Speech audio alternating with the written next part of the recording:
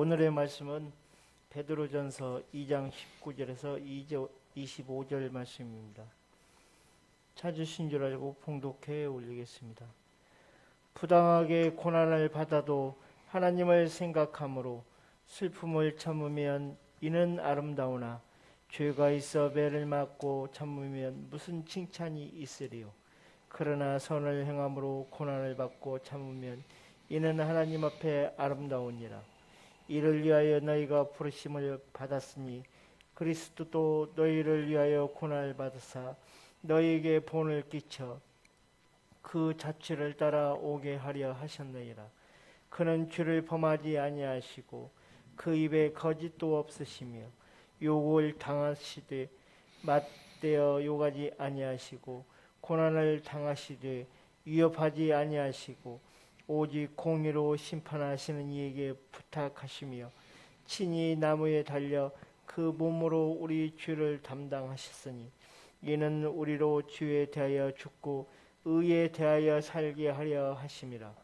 그가 채찍에 맞음으로 너희는 나음을 얻었나니 너희가 전에는 양과 같이 길을 잃었더니 이제는 너희 영혼의 목자와 감독 되신 이에게 돌아왔느니라.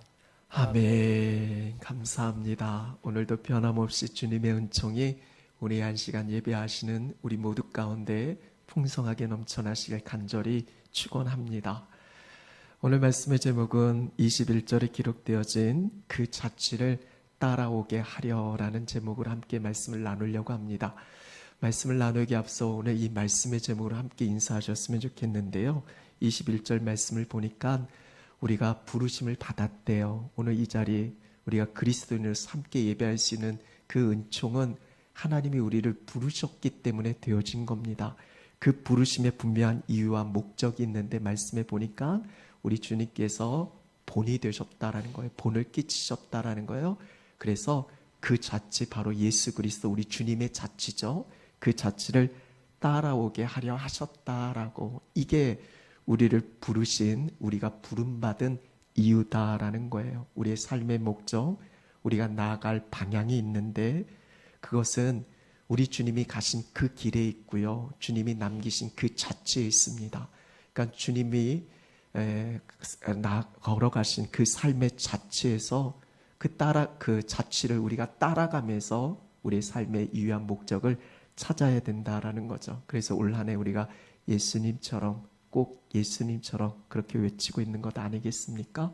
그 부르심에 오늘 한 자리에 예배하는 우리 모두가 응답하셨으면 좋겠고, 그 믿음의 순종을 이루어서 그 예수님의 자취를 따라가는 우리의 모든 삶의 자리가 진정 주님의 향기로 아름답게 뒤덮여져서 하나님의 뜻, 주의 나라 역사가 온전히 이루어질 수 있는 그런 승리하는 저와 여러분 우리 모두가 되셨으면 좋겠습니다. 그런 점에서 좌우 앞뒤에 계신 분들과 함께 우리 예수님의 자취를 따라갑시다 라고 우리가 믿음 안에서 함께 선포하셨으면 좋겠습니다. 예수님의 자취를 따라갑시다. 아멘. 감사합니다. 주님의 자취를 따라가는 여러분의 삶의 자리에 하나님의 역사가 이루어질 줄로 믿습니다. 일전에 제가 뉴질랜드에서 살았을 적에 이제 오래전이어서 이제 기억도 가물가물하는데 뉴질랜드 남쪽에, 남섬이에요. 뉴질랜드가 북섬, 남섬으로 나눠져 있는데 남섬 서쪽 지역에 잠시 기회가 돼서 여행할 수 있었습니다. 그곳에는 세계적으로 참 유명한 빙하지대가 있어요. 빙하하면 우리가 남극이나 아주 멀리 가서 이렇게 볼 수 있는 그런 걸로 생각을 하는데 뉴질랜드 남섬 그 서쪽 지역에는 아주 가까이에서 쉽게 빙하를 접할 수 있는 세계에서 가장 유명한 곳 중에 하나가 바로 그곳입니다. 산이 3,000m가 넘는 그런 높은 산에서 오랜 세월 눈이 축적되어지고 1년 강수량이 그쪽 지역은 1년에 한 30m 정도 눈이 쌓인대요. 그러니까 눈이 계속 쌓이고 이게 거대한 빙하를 형성해서 그 빙하가 계속 쌓이고 산 밑에까지 내려오게 되어지는 거예요. 그곳에 가면 전 세계적으로 유명한 빙하 트레킹이 있습니다. 빙하 위를 걸을 수 있는 그런 트레킹이 있어요. 지금 기후 변화가 전 세계적으로 참 위기 가운데 있잖아요. 그래서 우리도 탄소 금식 운동을 이번 사순절 기간 동안 하게 되어지는데, 그래서 지구 온난화 문제로 지난주였나요? 얼마 전에 인도의 빙하, 인도였나요? 그 빙하가 녹아서 호수에 이렇게 빙하가 떨어졌어요. 그러니까 호수가 물이 넘쳐가지고 그게 홍수로 댐도 무너지고 많은 사람들이 피해를 입게 되어지는, 이제 빙하가 다 녹아요. 아마 뉴질랜드 그쪽도 빙하 트레킹이 언제까지 이어질지는 모르겠어요. 좀 유명한, 그래서 많은 전 세계인들이 그 트레킹을 하기 위해서 찾아오는 그런 곳이기도 한데요. 근데 아무리 내가 빙하 위를 걷고 싶다라고 해도 아무에게나 허락되어지지는 않습니다. 왜냐하면 아주 위험한 거거든요. 언제 어떻게 추락되어질지도 모르고, 그렇기 때문에 그 빙하 트레킹을 하기 위해서는 정말 중요한 조건이 있는데, 그것은 숙련된 인도자, 그 빙하에 대해서 잘 알고 거기를 수없이 다녔던 가이드가 꼭 함께 동행해야만 나 저기 가고 싶다라고 해서 갈 수 있는 게 아니라, 그 숙련된 인도자가 함께 할 때만 그 트레킹을 이어갈 수 있습니다. 그 트레킹을 하는 기본 원칙은 이거예요. 숙련된 인도자가 먼저 앞서가고 그가 남긴 자취를, 스텝을 하나하나 같이 밟고 따라가는 것, 이게 빙하 트레킹의 가장 기본적인 원칙입니다. 그럴 때 빙하 트레킹을 안전하게 마칠 수 있어요. 난 저 가이드 마음에 안 들어. 이쪽 더 보기 좋은데 괜찮은데. 그래서 내 마음대로 갔다가는 아주 여러 가지 위험에 노출되어질 수 있습니다. 가장 중요한 것은 그 인도자 가이드를 믿고 따라가는 것, 이것이 그 트레킹의 가장 중요한 핵심이다라는 거죠. 저는 그걸 생각하면서 오늘 우리가 살아가는 삶 역시도 이와 같지 않나 생각이 되어집니다.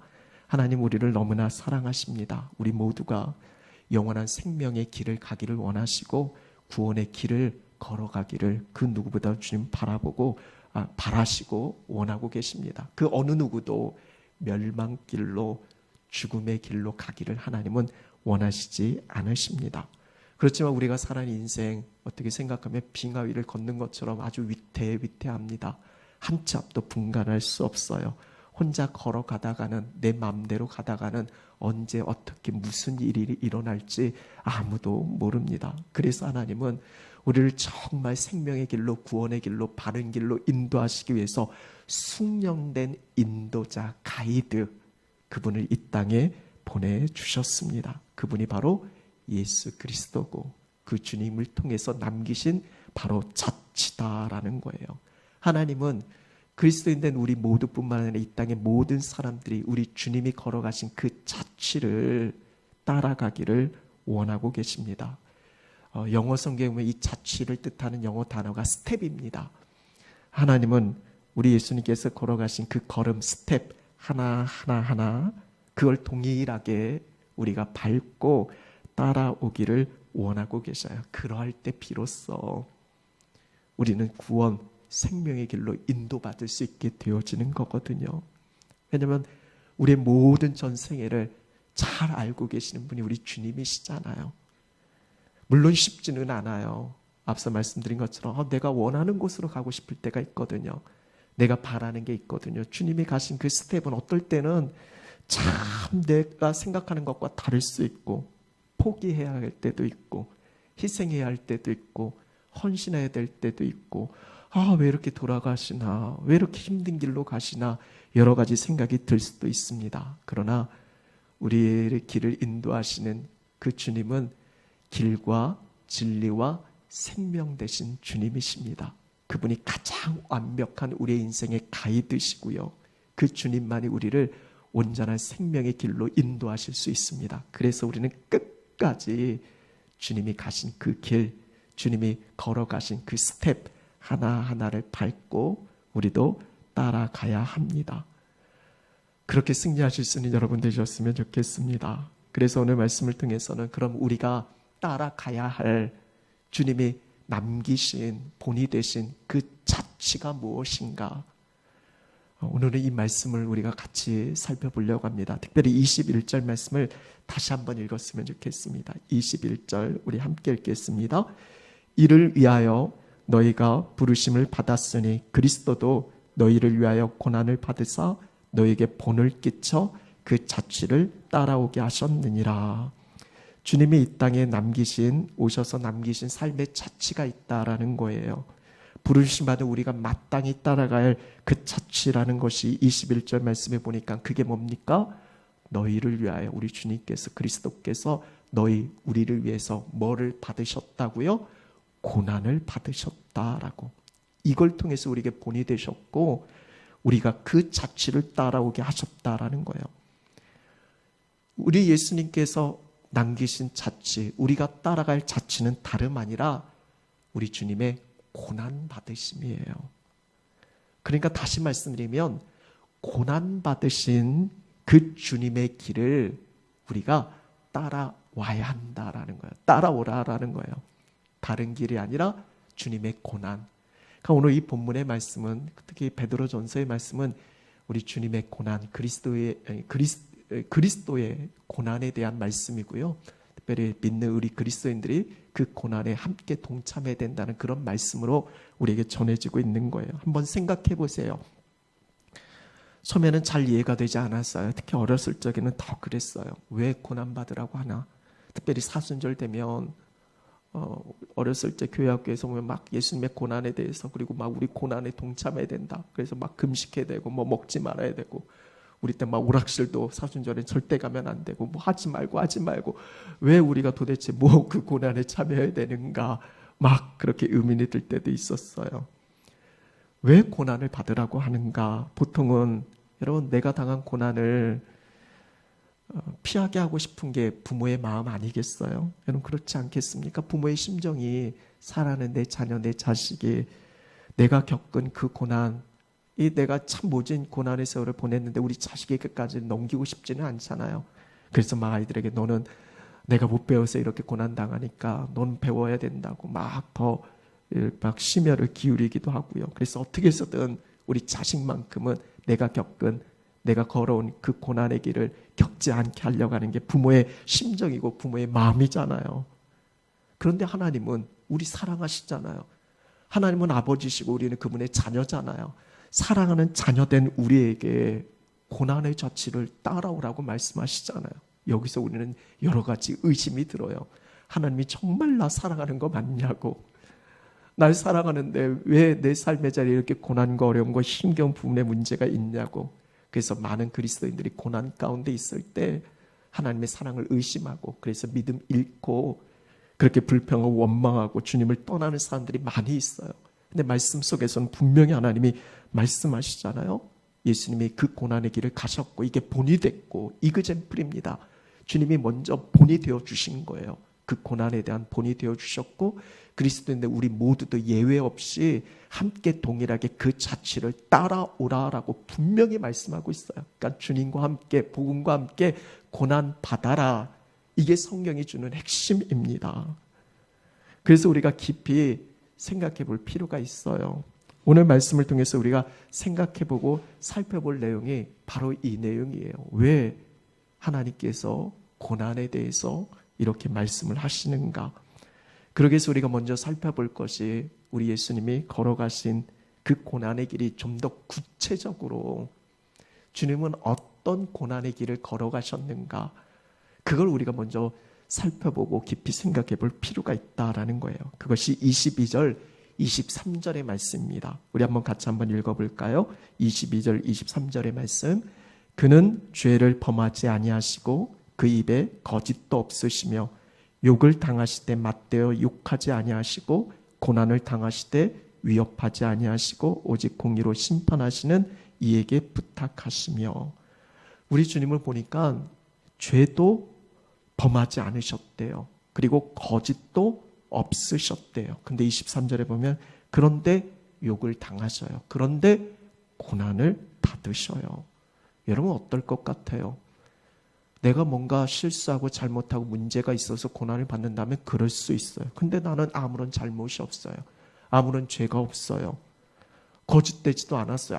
정말 너무 잘 살아왔어요. 근데 왜 내가 이런 고난을, 이런 어려움을 당해야 돼요? 억울하죠. 분하죠. 여러분 그렇지 않겠습니까? 나는 아무 잘못도 없는데 내가 왜 이런 고통을 당해야 돼? 억울할 수 있잖아. 우리 주님도 그런 상황이에요. 죄가 없었다니까요. 거짓이 없으시다니까요. 그런데도 욕당하시고 고난당하셔요. 우리 주님은 이거에 대해서 어떻게 반응하시고 대응하셨는가? 분명한 것은 주님은 23절의 말씀처럼 욕을 당하셨지만 맞대어 욕하지 않으셨어요. 고난을 당했지만 위협하지 아니하셨어요. 그리고 우리 주님께서 하신 건 뭐예요? 오직 공의로 심판하시는 이 하나님께 부탁했어요.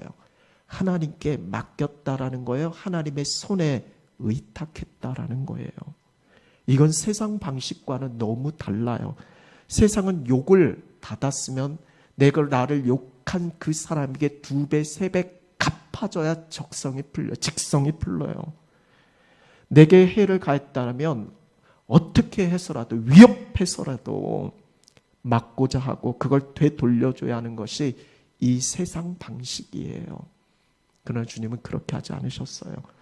고난에 대처하는 주님의 이 모습을 이 시대를 사는 그리스도인된 우리가 깊이 생각해 봐야 돼요. 한국교회가 그리스도인들이 세상의 방식으로 하면 안 돼요. 주님이 하신 이 방식을, 주님이 대응한 이 부분을 분명히 우리는 생각해야 돼요. 우리 예수님처럼 외치잖아요. 꼭 예수님처럼 외치잖아요. 그러면 주님께서 고난에 대해서 어떻게 대응하셨는가? 세상적인 방식으로 똑같이 갚지 않았어요. 욕을 당하셨지만 맞대어 욕하지 않으셨어요. 위협을 받으셨지만, 고난을 받으셨지만 이거에 대해서 위협하지 않으셨어요. 하나님께 맡겨드렸다라는 거예요. 그러면서 24절 말씀에 주님은 나무에 달려서 결국 우리 죄를 담당하시고 십자가에 죽으셨어요. 십자가의 순환과 고난을 당하셨어요. 이게 주님이 가신 자취예요. 주님이 겪으신 고난이다라는 거예요. 여러분 어떻습니까? 하나님께서 그리스도인들 오늘 우리를 부르셨는데 그 부르심의 이유는 주님이 이그젠플이 되셨어요. 주님이 가신 그 고난의 자취를 우리가 따라오게 하시는 거예요. 어떻게 따라가실 수 있겠어요? 십자가예요. 십자가. 어떻게 그 십자가를 거둘 수 있겠어요? 욕을 엄청 받았는데 우리 맞대어서 욕 안 하실 수 있죠. 고난을 나는 부당하게 억울하게 고난 받았는데 위협하지 않으실 수 있죠. 성경에서 참 거부하고 싶은 대표적인 내용이 바로 이 베드로전서의 말씀이고요. 이 십자가의 내용이에요. 복, 형통 이런 말씀은 아멘, 어서 내게 이루어 주세요. 근데 이 십자가만큼은 좀 거리를 두고 싶고 너무나 부담스럽고 힘든 부분이 있어요. 우리 예수님은 어떠셨을까요? 예수님은 하나님의 아들이시니까, 하나님이시니까 십자가 아무 거리낌 없이 그냥 싹 받으셨을까요? 그렇지 않아요. 복음서의 기록에 보면 십자가의 순환을 앞에 두고 제자들에게 이렇게 말씀하셔요. 내 마음이 심히 고민하여 죽게 되었으니 깨어 기도하라고. 예수님도요, 십자가의 순환, 고난, 죽음을 앞에 두고요, 심히 고민하셔요. 그만큼 극심한 갈등이 그 안에 있었다라는 거예요. 예수님은 물론 하나님이시지만 우리와 똑같은 사람이기도 하셨어요. 그래서 우리가 겪은 아픔, 우리 주님도 겪으셨어요. 우리가 겪는 고통, 우리 주님도 겪으셨고, 괴로움, 슬픔, 그 모든 것 주님이 다 겪으셨고 아셔요. 그래서 우리를 체휼하실 수 있는 거예요. 내가 잘 알아. 너 힘들지? 알아 나도. 이게 주님이 이 땅 가운데 오셔서 이루어 가신 그런 부분들인 거예요. 중요한 핵심은 뭐냐면 그럼에도 불구하고 우리 주님은 고난을 피하지 않으셨어요. 그걸 받으셨어요. 그게 24절 말씀인데 저는 성경에서 이 부분을 제일 좋아해요. 주님이 십자가에 나무에 달려서 죽으시는데 억지로 끌려가지 않아요. 나 아무 잘못 없는데 내가 왜 죽어야 돼? 이렇게 하지 않으셨어요. 제가 참 중요하게 생각하고 너무나 좋아하는 말씀이 이 부분인데 친히 나무에 달려 그 몸으로 우리 죄를 담당하셨으니. 저는 이게 너무 중요해요. 너무 좋아요. 친히 담당했대요. 영어로는 he himself예요. 수동이 아니에요. 누군가에 의해서 빌라도 때문에 로마 병정 때문에 유대인들 때문에 바리새인들 서기관들 쟤네들 때문에 내가 고난당하는 게 아니에요. 주님은 친히 himself 스스로 그 길을 걸어가셨어요. 그 길이 얼마나 괴롭고 힘들고 고통스러운지 너무나 잘 아세요. 그럼에도 불구하고 주님은 친히 그걸 받으셔요. 그래서 일전에도 말씀드린 그런 기억이 있는데 고난을 뜻하는 영어 단어가 패션이에요. 패션. 근데 패션에는 두 가지 뜻이 있다라고. 하나는 말 그대로 고난, 순환이라는 뜻이 있고 또 하나는 패션, 열정이 있어요. 다시 말씀드리면 주님은 십자가의 순환 고난을 열정으로 받으셨다라는 거예요. 그래서 여러분 참 유명한 특히 사순절 이 기간 동안에 우리가 꼭 살펴볼 영화 중에 하나가 패션 오브 크라이스트라는 영화가 있잖아요. 그게 제목은 그리스도의 순환이에요. 그리스도의 고난이에요. 근데 그 영화 내내 보면서 우리 주님이 고난을 어떻게 받으셨냐면 당당하게 받으셔요. 억지로 막 끌려가지 않으세요.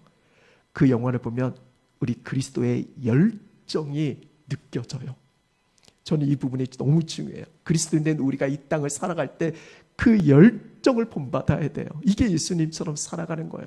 고난받으니까 나 죽겠어 힘들어 이게 아니라 우리 주님은 그 고난을 패션 열정으로 받으셨다라는 거예요. 이유가 있어요. 왜냐하면 그 길만이 우리를 살릴 수 있는 유일한 길이라는 걸 아세요. 이게 바로 사랑 때문이거든요. 고난을 열정으로 받을 수 있는 건 우리를 향한 죄인을 향한 하나님의 사랑 때문에 우리를 긍휼히 여기시고 우리를 살리시고 구원하시기 위한 죄인인 우리를 사랑하신 그 하나님의 사랑 때문에 이 고난을 열정으로 우리 주님이 받으시는 거예요. 24절의 말씀처럼 친히 나무에 달려 그 몸으로 우리 죄를 담당하셨으니 친히 담당하셨는데 이유가 뭐예요? 이는 우리로 죄에 대하여 죽고 의에 대하여 살게 하려 하십니다라고 우리를 살리시기 위한 거예요. 우리를 영원한 죽음에서 생명으로 인도하시기 위해서인 거예요. 주님이 이렇게 고난을 받으심으로 말미암아 오늘 본문 마지막 25절 말씀처럼 그렇게 주님이 고난 받으셨기 때문에 우리가 그 주님이 채찍 맞으시고 그렇게 고난 받으심으로 말미암아 우리는 나음을 얻게 되어지고 마지막 25절에 우리의 영혼의 목자 되신 감독 되신 하나님께 죄인인 우리가 돌아갈 수 있는 진정한 구원, 영원한 생명을 얻게 되어지는 거예요. 한번 가정을 해봐요. 만약 주님이 고난받지 않으셨다라면, 십자가가 없었다면 여러분 어떻게 됐을까요? 오늘 이 자리에서 예배할 수 있는 그 인생이 어디 있어요? 우리가 어떻게 구원을 찬양하고 노래할 수 있겠어요? 어떻게 생명의 역사된 삶을 살고 누릴 수 있겠어요? 고난 십자가가 있었기 때문에 이 놀라운 승리와 부활의 영광이 우리에게 주어질 수 있었던 거예요. 이걸 주님은 아시니까 믿음의 눈을 열어 바라보시면서 고난 자체만 보면 너무나 고통스럽고 괴롭고 피하고 싶지만 그 뒤에 있어질 하늘의 놀라운 승리와 영광을 바라보니까 이게 바로 우리를 향하신 하나님의 구원이다라는 걸 이게 깨달아지니까 그 고난을 열정으로 받으신 거예요. 이게 우리 그리스도인들에게 특별히 성경을 통해서 전해주는 고난의 신비예요. 고난이 고난 자체로만 끝난다면요, 이처럼 억울한 일이 어디 있어요? 이처럼 불공평한 일이 어디 있어요? 이것처럼 정말 무의미한 일이 또 어디 있겠어요? 그런데 성경 말씀은 분명 우리에게 전해져 고난 뒤에 숨겨져 있는 놀라운 승리가 있다라는 거예요. 십자가 고난 뒤에 부활의 영광이 주어지고, 그러니까 우리 예수는 십자가를 지러 가실 때 이제 인자가 영광 얻을 때가 됐다라고. 죽으러 가는데 무슨 영광이에요? 근데 주님은 아시잖아요. 이게 하나님의 경륜이라는 거예요. 우리가 에베소 3장 말씀을 통해서 하나님의 경륜을 말씀을 통해서 함께 살펴봤잖아요. 하나님 속에 감추어져 있는 비밀의 경륜이에요. 온 세상을 주관하시는 그 하나님께서 우리 인생 한 사람 한 사람을 구원하시기 위한 하나님의 계획, 하나님의 뜻, 이게 하나님의 경륜이거든요. 이건 세상 사람들은 몰라요.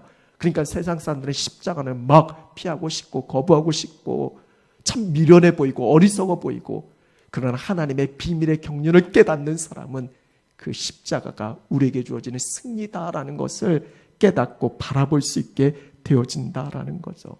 그래서 하나님은 그 자체를 따라오라 명하시는 거예요. 주를 믿는 자들에게 고난은 결코 고난일 수 없어요. 제가 참 존경하는 고인이 되신 옥하는 목사님은요, 그 생전에 늘 이렇게 이야기했어요. 고난은 변장된 축복이라고. 그분은 늘 그걸 강조하셨어요. 역설이에요. 이게 하나님의 경륜을 믿음 안에서 바라볼 수 있는 사람들만이 누릴 수 있는 거예요. 그게 바로 주님이 본이 되어주셨어요. 얘가 본이 된 분이 바로 주님이시라는 거예요. 우리에게 본을 끼쳤다라는 거예요. 오늘 말씀에 영어로 이그젠플이에요. 그 예를 우리 예수님에게서 찾으라는 거예요. 주님이 그 억울하게 부당하게 고난 받으셨지만 어떠한 승리가 주어졌는지 그걸 보라는 거예요. 우리도 그 길을 믿음으로 따라가야 한다라는 거죠. 어제 말씀, 큐티 말씀, 어제자 성도 간증을 보게 되어지면 그 성도님은 참 행복한 결혼 생활을 꿈꿔요. 그래서 참 자상해 보이는 남편, 이런 우리 청년들이 없어서 모르겠지만 자상해 보이는 거지 자상한 건 아니에요. 근데 이 여성도님은 행복한 결혼 생활을 꿈꾸면서 자상해 보이는 남편을 만나서 결혼했는데 자상하지가 않죠. 맨날 술 먹고 외박하고 폭력 행사하고 생활비는 전혀 안 주고 어떻게 살라고 하루하루가 너무나 힘든 거예요. 숨 막혀요. 그래서 첫째 낳고 둘째 낳는데 이 둘째는 더 큰 문제예요. 둘째 아이가 자폐아이예요. 이 아들이 커가면서 자신의 힘으로 감당도 안 돼요. 남편은 도움도 없죠. 그러니까 너무나 하루하루가 버겁고 힘든 거예요.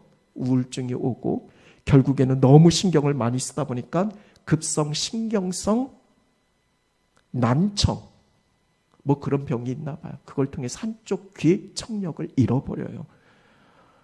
너무나 고난인 거예요. 왜 도대체 그분이 이야기하는 건 도대체 내가 뭔 죄를 지었기 때문에 뭔 죄를 지어서 이런 고난과 고통과 어려움을 겪게 되어지는가. 근데 참 감사하게도 말씀의 공동체로 인도함을 받아요. 거기서 하나님 말씀이 들려져요. 그 전에는 내가 겪은 고난이 아무리 내가 가진 세상적인 것으로 해석하려고 해도 해석이 안 됐거든요. 그런데 하나님의 말씀이 들려지니까 이 고난이 해석이 되어지는 거예요. 이게 참 중요해요.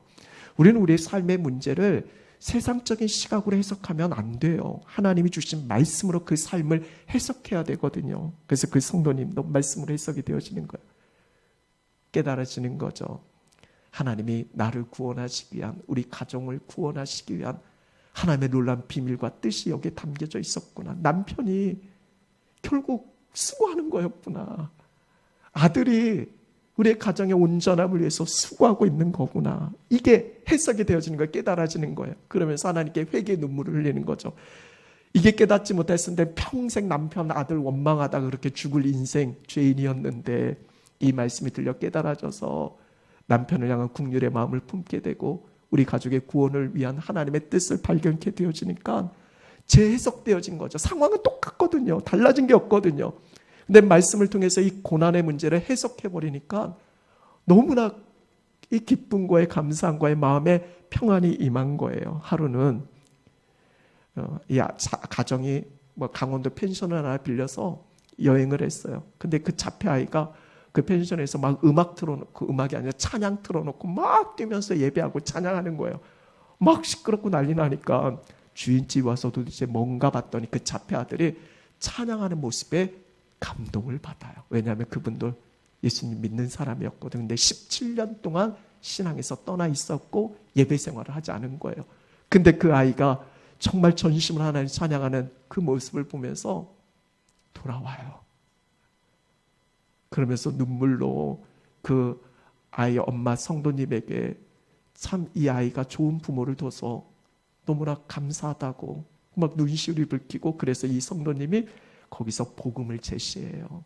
예수님 자신이 어떤 삶을, 어떤 고난 가운데 있었지만 주님을 어떻게 만났고 거기서 주님을 전해요. 그래서 다시 회복되어지는, 그래서 말씀 그 타이틀, 간증의 타이틀이 뭐냐면 회복의 통로예요. 누가 상상이나 했겠어요? 잡혀 아들이 얼마나 자기에게 버거운 짐이었지만 하나님은 그 잡혀 아들을 통해서 구원과 회복의 통로로 삼을지, 이게 하나님의 경륜이다라는 거예요.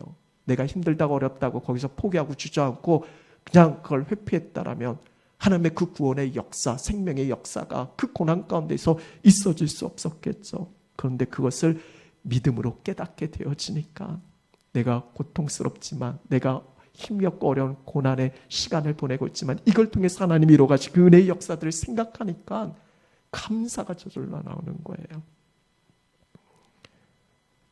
여러분, 우리가 너무나 잘 아는 요셉도 그러하잖아요. 창세기 50장 말씀에 보면 마지막 창세기 마무리를 하면서 이렇게 이야기하잖아요. 50장 20절에 이 형들은 자기를 해하려고 했지만 하나님 그걸 선으로 바꾸셨다라고. 그러면서 그걸 어떻게 해석했어요? 하나님께서 많은 생명을 구원하시기 위해서. 자기가 겪은 고난을 그렇게 해석하는 거예요. 고난의 문제로만 치부하지 않고 그 고난을 통해서 하나님께서 구원의 역사를 이루어 가신다는 걸 믿음에 눌려서 바라보게 되어진 거예요. 이게 성경을 보는 구속사적인 관점이에요. 지금 내가 겪고 있는 삶의 문제, 고난, 이걸 날 망하게 하려고 하는 게 아니라 이걸 통해서 나를 건지고 구원하고 우리 가정 살아나고 우리 공동체 살아나고 이 민족 살리시기 위한 하나님께서 우리에게 주시는 그 부분이라는 거예요. 이걸 깨달아지는 게 참 중요하다는 거죠. 오늘 본문이 전해질 이 베드로 전서가 전해질 이 당시의 상황이 그러했다라는 거예요. 극심한 어려움과 고통이 따라요. 그리스도인을 향한 박해가 광범위해요. 감옥에 갇히는 건 예사고요. 초대교회 관련된 특별히 이 사순절 기간 동안에 우리가 꼭 봐야 할 영화 중에 하나가 오래전 영화인데요. 쿼바디스라는 영화가 있어요. 초대교회 성도들이 어떤 고난 가운데 있었는지 그 영화를 보면 아주 우리 생생하게 자세히 볼 수 있어요. 원형극장에서 굶주린 사자 풀어놓고 거기에 그리스도인들 몰아놓고 죽게 하잖아요. 근데 그 영화에 있으면 진짜 잔인한 게 뭔 줄 알아요? 잔인한 고통 가운데 죽이려고 내가 찢기고 죽어지는 건 상관없어요. 누굴 먼저 죽이는 줄 알아요? 자기 자식들, 사랑하는 자식들을 먼저 죽여요. 그걸 보게 해요. 부모들이 가슴이 미어지죠. 자신의 자식이 사자에게 잡혀먹는 그런 모습들을 그 눈앞에서 보니까 얼마나 미어져. 차라리 내가 죽고 말지. 참 잔인해요. 코바디스 영화에 그런 이야기들이 나와요. 예수를 믿는다라는 것, 초대교회 성도들에게 있어 그리스도인으로 살아간다라는 건요, 세상으로 더 엄청난 고난과 박해를 받는다라는 걸 의미해요. 왜 근심이 안 되겠어요? 왜 갈등이 안 되겠어요? 우리 주님도 심히 고민하셨는데. 그런데 베드로 전서를 통해서 계속해서 이 부분을 이야기해요. 뒷부분 4장 12절 13절 말씀에 보면 베드로 사도는 이렇게 선포해요.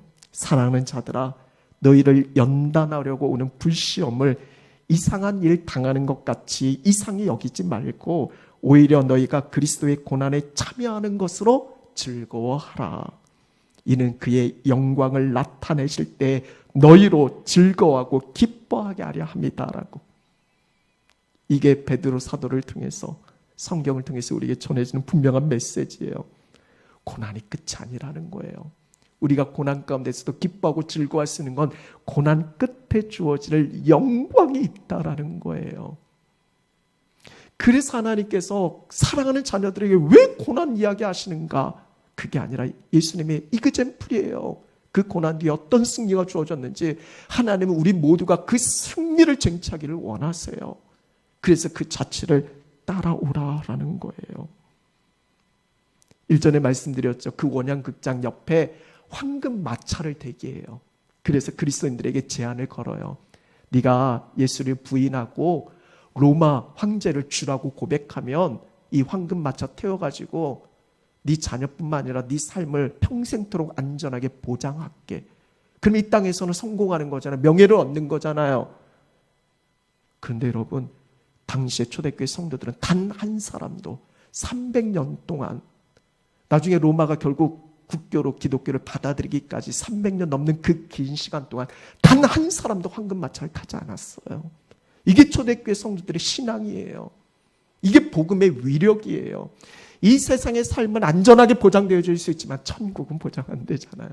그들의 소망은 하늘에 뒀어요. 영원한 승리에 뒀어요. 우리 주님이 걸어가신 그 길을 그도 바라보고 그렇게 나아갔다라는 거예요. 그들이 바라본 건 십자가를 지신 예수님이고 그 예수님의 길을 그들도 따라갔어요. 사자의 밥이 될지언정, 화형에 처해서 죽을지언정.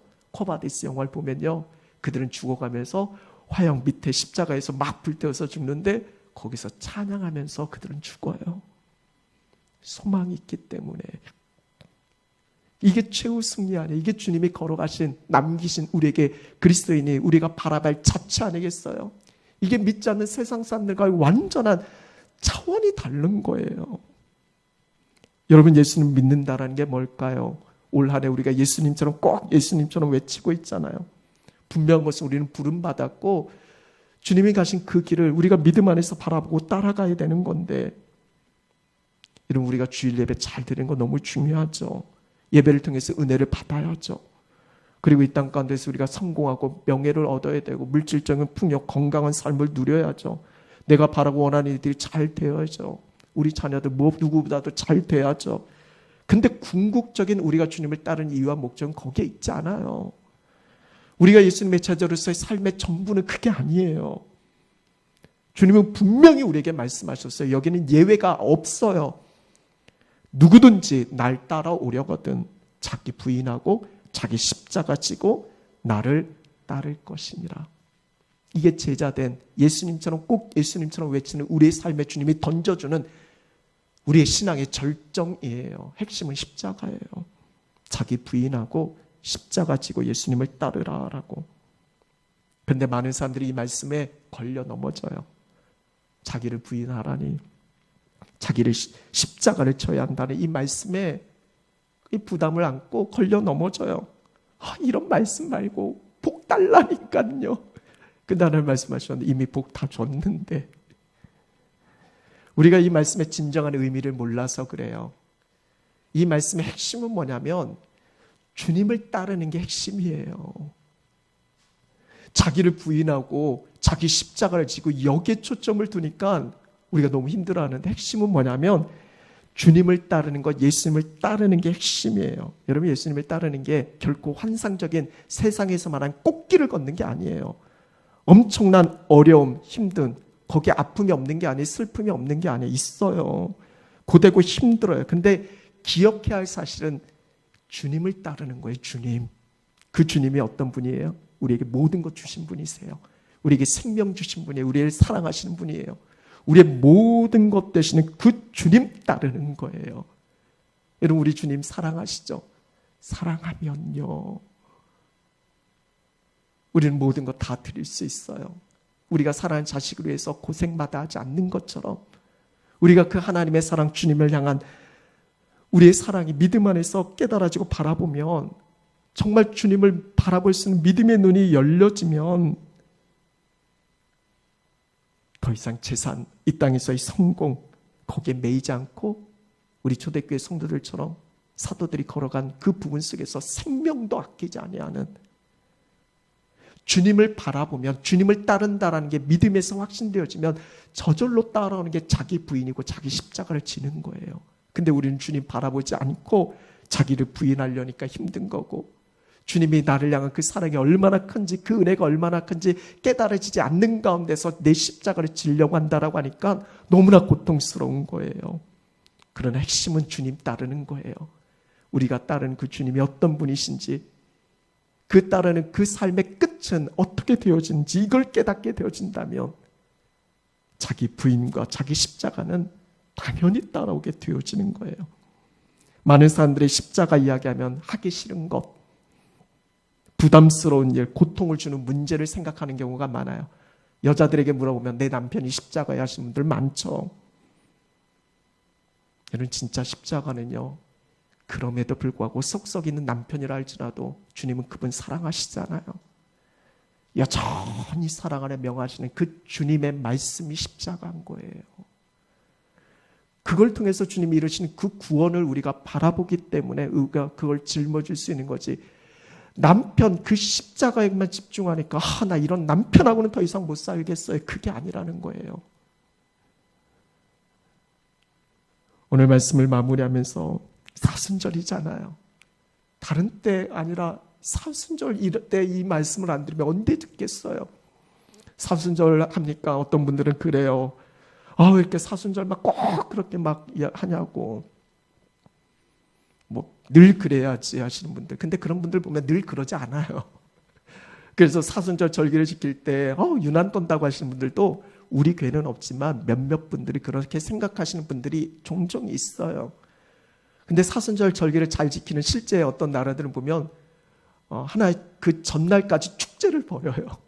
그러니까 예를 들어 여러분 다이어트 시작한다 그러면 다이어트 전날까지 실컷 먹고 다이어트 하는 거, 그런 것처럼 내일부터 사순절이니까 오늘 저녁까지 실컷 먹고 실컷 놀고 막 세상적인 거 다 즐기고 내일부터 열심히 해야지.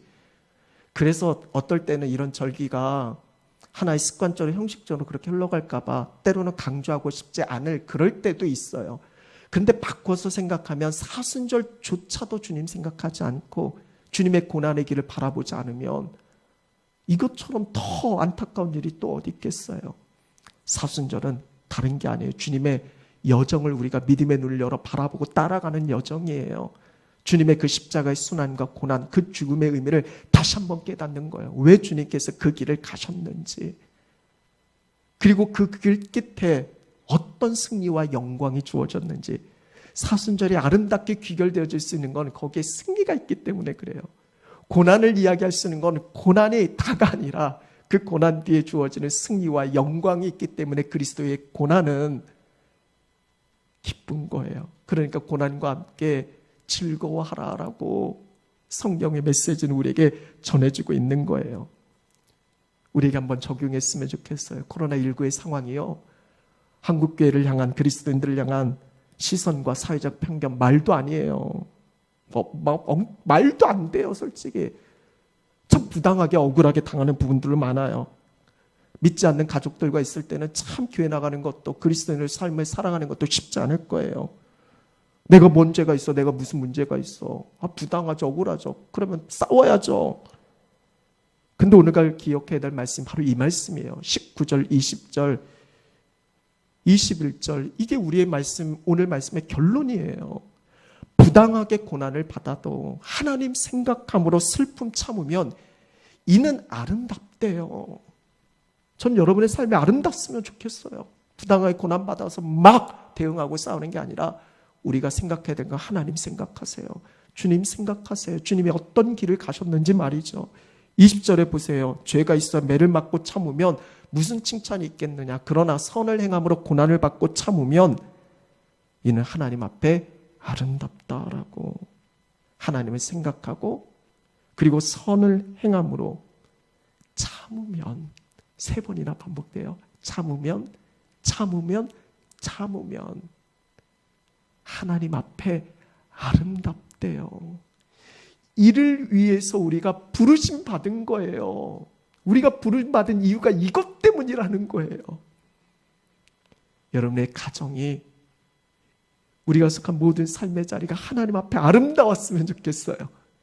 그 책임은 전적으로 그리스도인 된 우리에게 있어요. 그 사람에게 있는 게, 그 사람 모르니까, 하나님 모르니까. 근데 우리는 알잖아요. 하나님의 경륜을 알잖아요. 그래서 기꺼이 십자가를 지는 거예요. 주님 생각하고 주님 바라보면서 말이죠. 이번 사순절에 그런 은혜가 저와 여러분 우리 모두에게 있었으면 좋겠어요.